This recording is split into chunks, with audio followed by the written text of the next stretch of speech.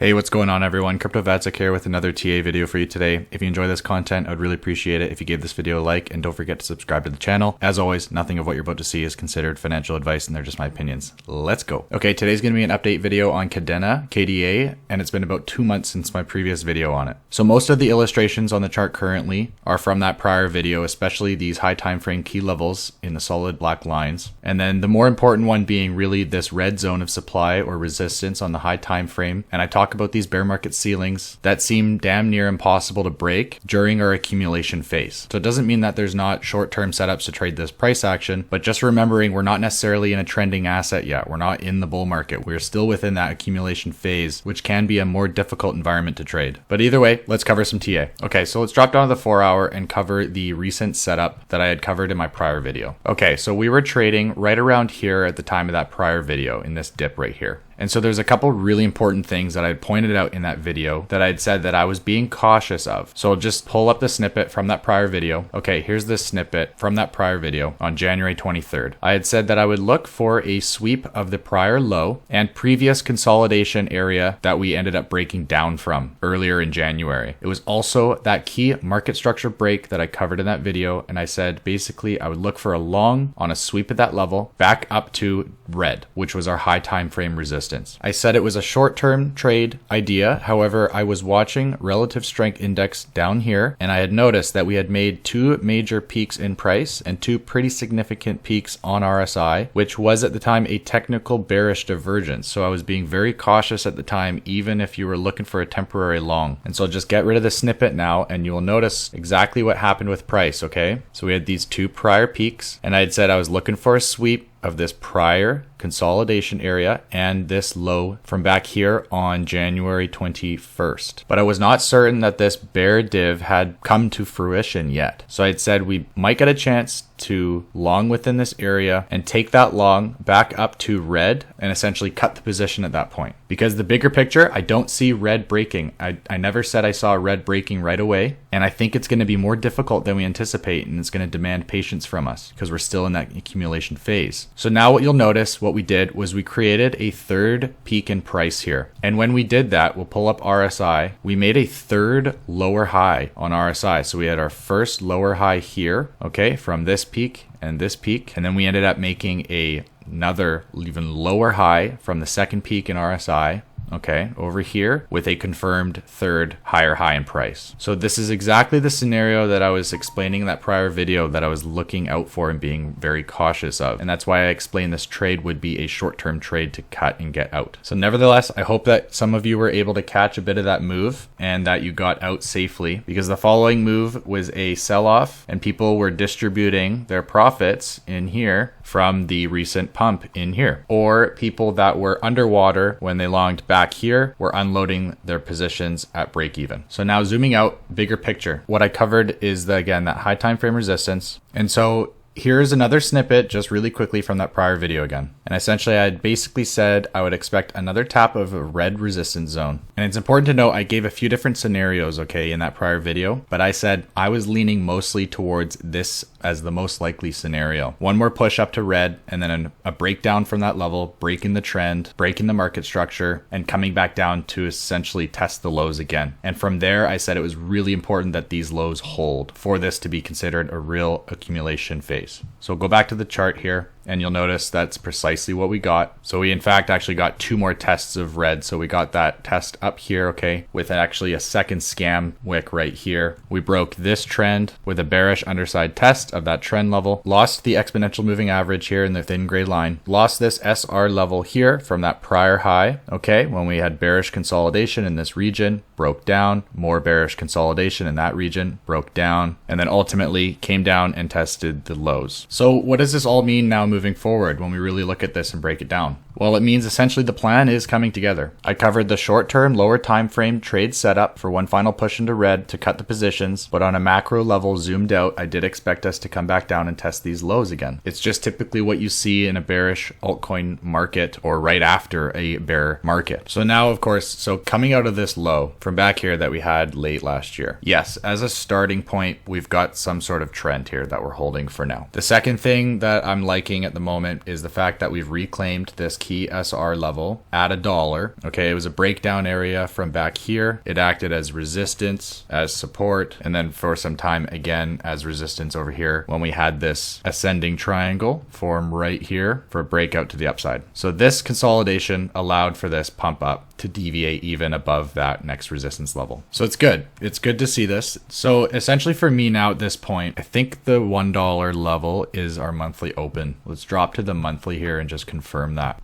Okay, so we've got the monthly open right here. Okay, so slightly above $1, but more or less that is our monthly open. We did have a wick to the downside briefly, but the candle opened at $1 after March close. So looking at this for now, ignoring the diagonal, my invalidation is that monthly open, and we're going to make it red, and now it becomes my DCP point, otherwise known as the directional control point. Bulls are in control above, bears are fully back in control below. Okay, drop back down to the daily, and so I think as long as we hold above that red DCP level, we're fine if you're bullish. And now we just look up to that next resistance level, which has been clearly established and is still being respected at the moment. So honestly, if we just continue to consolidate under resistance and we just continue to do this, that's no problem. I'm happy with that. That's fine. We got accumulation or consolidation here, and then we're just working on our next consolidation before a breakout, in my opinion. We have broken the bearish structure, okay? The bearish downtrend here off of our top. We made a lower high on the candle closes, and then we made our next lower high, and now you'll see what we've done is we've made a higher high on a confirmation of these candle closes here when referencing these previous candle closes on the previous high. So it's good. We've made a local high for now. We've broken bearish market structure. We've reclaimed a key SR level. We're holding above April's monthly open. So these are the things you look for, right? These are the key triggers and criteria that you look for that usually precede a significant swing. So once you've established your directional bias on the high time frame, meaning once you've decided which direction you think price is going to go on a longer time horizon, that's when you start to drill into the lower time frame and you look for basically the same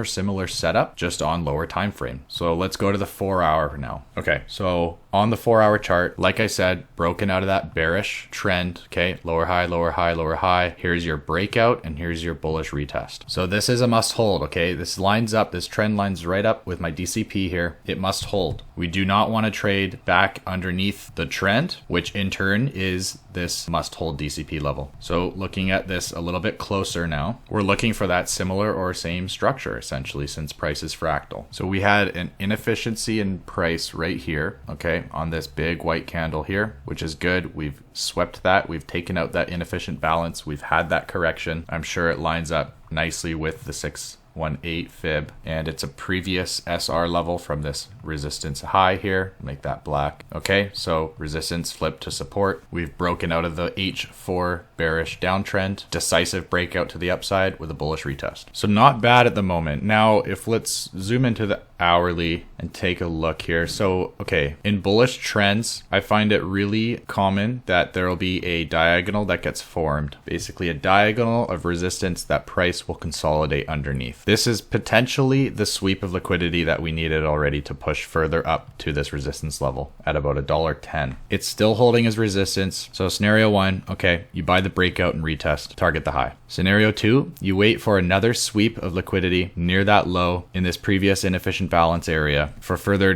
consolidation and pressure to be put on this diagonal for a breakout over here in retest. So if you could get in lower down here, the R&R is better. You have a clear stop loss below your previous low. And again, same thing, target the high. So on low time frame, my invalidation is this level here, just underneath green at about $1.04, because it is essentially this breakout origin of this move up to our local high, and we've established a clear corrective low here that has swept the liquidity. So if this is going to push up, I would like it to do that above green and definitely invalid below $1.04. And again, remembering we are on the 1 hour time frame, so this is a lower time frame setup. But if your directional bias is to the upside on a macro level, then you're looking for these setups, then you're zooming out to a higher time frame again, and you're following that same methodology. You might target one up here at a sweep of the high, take some off the position, off the table there. Otherwise, then you're looking for a previous high again towards even higher time frame resistance, which is up here in the big red zone. And if you're looking at this from an accumulating standpoint, then a very similar situation. However, my invalidation at that point is my DCP here in red at $1. And so essentially why that is because I'm waiting for that confirmation to accumulate. I'm not typically putting stop losses on my accumulation bags, meaning I need to wait for that confirmation that these lows are actually going to hold. And so once they hold and you get a nice buyback, remember not to FOMO in at the highs, wait for a higher low to be formed and some sort of consolidating pattern. This is your sweet spot to be accumulating. Any kind of altcoin that looks like this, you're looking for that pattern. In my opinion, that's what I've been following. At least that's my methodology. That's my thesis. And then I've got a macro invalidation at that point, and then you can trade,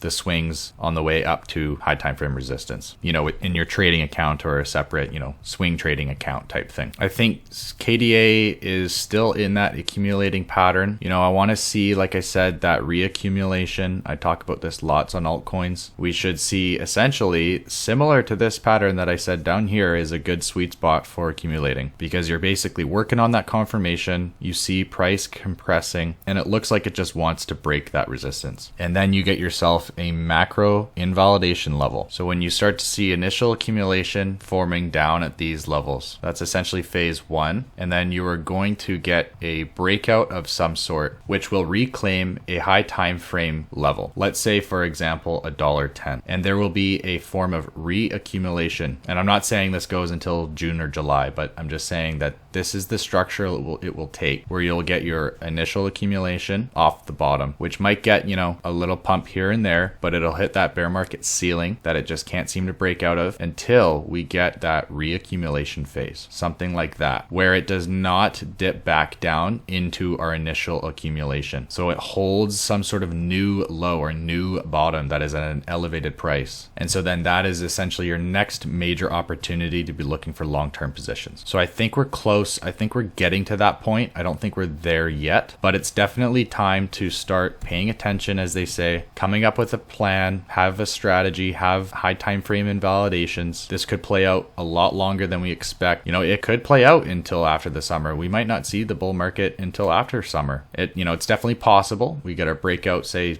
August, September. But at that point, the momentum is going to pick up really quickly, in my opinion. So this is the structure you're looking for. A lot of altcoins are printing structures like this. We are seeing that volume starting to step back in again. We are holding the lows, okay? We're holding the lows. We've established a bear market ceiling, like I talk about, and the tides seem like they're starting to turn slowly but surely. Once we get this breakout level on a macro, high time frame perspective, then we start looking at targets above. We zoom out, weekly, and then we start looking at those key high time frame targets that we had marked out. Okay, there's, to be quite frank, not a lot to work with on this chart with KDA, but there's still definitely points of interest here. And like I said, once we get that momentum back, I don't think it'll take long for these targets to be met. So even though price may look boring, you want to pay attention, you want to get ahead of the market, come up with a plan, and think long term. Don't expect this. Think long term. If you believe in something, have an accumulation strategy. And if you're trading, hopefully some of the lower time frame trade setups helped you as well. Otherwise, I hope you just enjoyed this video and you took something away from it. I really appreciate the engagement as always. Let me know what you think in the comments, and please give the video a like. If you're new, don't forget to subscribe to the channel. I'm going to be pumping out a ton more of content. So turn that notification bell on, and we will see you later this week. Bye for now.